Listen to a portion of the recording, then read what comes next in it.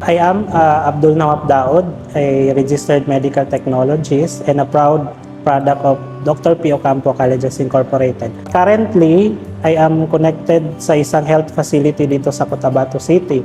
At the same time, ako yung chapter president ng Philippine Association of Medical Technologists, Cotabato, Maguindanao chapter. Yun ba yung PAMET? Yes, sir. Oo, kasi madalas natin naririnig yan sa mga commercial ng sabon. Usually sa Safeguard. Oo. Anong year po kayo gumraduate dito?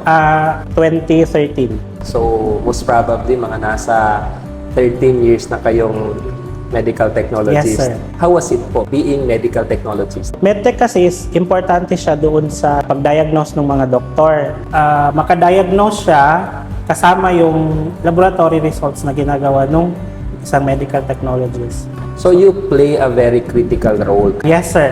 Pag nagkamali ka na doon sa laboratory test mo, pwedeng mo masabi na mali na hanggang sa kasi dapat tama yung testing, tama yung result para tama yung mabigay na gamot, yung dosage at yung treatment. Pag nagkikita kayo ng mga friends mo before, like high school friends or elementary or pwedeng kapitbahay mo dati, pag nakikita ka nila ngayon, ano yung nasasabi nila when it comes to where you are right now? Ang isa lang, sir, ang usually na sinasabi nila, parang buti pa si Sir Waf, successful. Sabi ko, hindi naman, pero yun lang, siguro nagsumikap mag-aral, tapos yun, natapos yung gusto na course. Yung iba naman, hanggang ngayon tinatawag ko na doc, yung mga ganun na, since alam nila na gusto ko talaga maging doktor. It's not too late, no? It's better late than never. Nabanggit mo yung sinasabi nila sa iyo na buti pa si Sir kasi successful na. For you po, ano yung ibig sabihin ng success?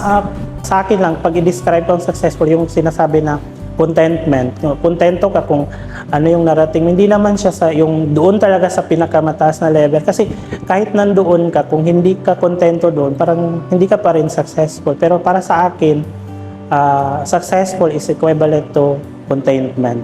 Speaking of that, saan nanggagaling yung fulfillment mo ngayon sa profession? Una, nakakapag-serve ako sa community. Pangalawa, sa pamilya ko, sa mga kapatid ko. Tumutulong ako actually sa pag-aaral nila. So, yun. So, fulfillment ko yung makatulong sa kapwa, sa community, at the same time, sa pamilya na rin. Breadwinner ka ba? Pwede kong sabihin, sir, na oo. Mashallah. Papaano ka hinubog ng school na to para isang magaling na medical technology? Nung sa time kasi namin, sir, start pa lang ng second year, in-expose na kami sa word ng medical technology. Kasi sa third year, yung medyo, yun na yung sinasabing bakbakan. So, sa second year pa lang, in-expose na kami. So, pinapa-start na kami ma-expose sa yung real word talaga ng medtech.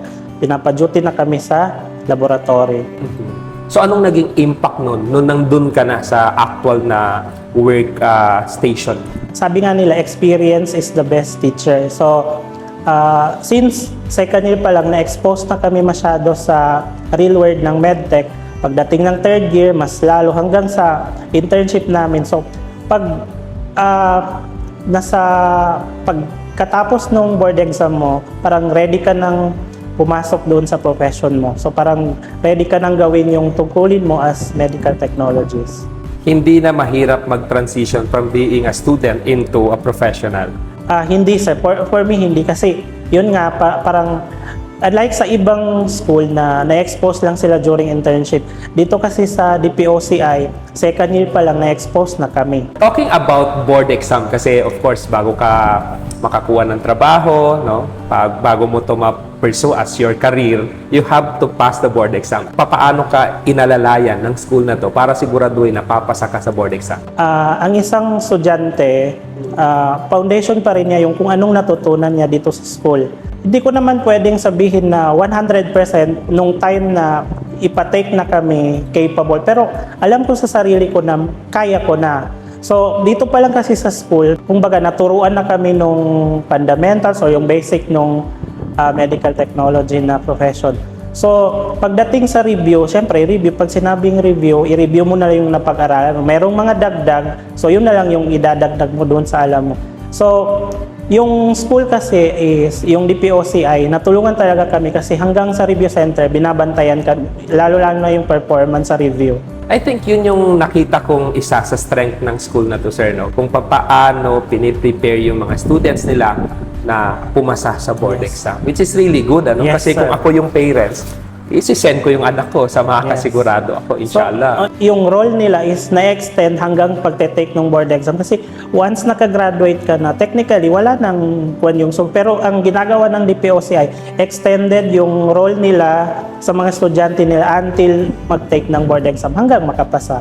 That's highly commendable. Yes, sir. That's really highly commendable. May mga makakapanood nitong video natin na mga parents, no, mga estudyante who are looking for school kung saan pwede silang mag-enroll to pursue medical technology na course. Ano yung masasabi mo sa kanila, sir? Try to consider or i-consider nyo yung DPOCI. Una, accessible within the or within the vicinity. Kung Cotabato ka or the surrounding municipalities, malapit lang siya.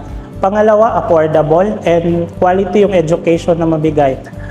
Tsaka meron na rin silang mga scholarship na ino-offer. Exactly, ano? Kasi ba't ka palalayo kung meron namang school dito na offering, no? Kumbaga, mas di kalidad pa na education when it comes to medical technology na course. Thank you so much, sir, and God bless sa iyong paglalakbay, no? Balitaan mo ako pag doktor ka na. Thank you, sir.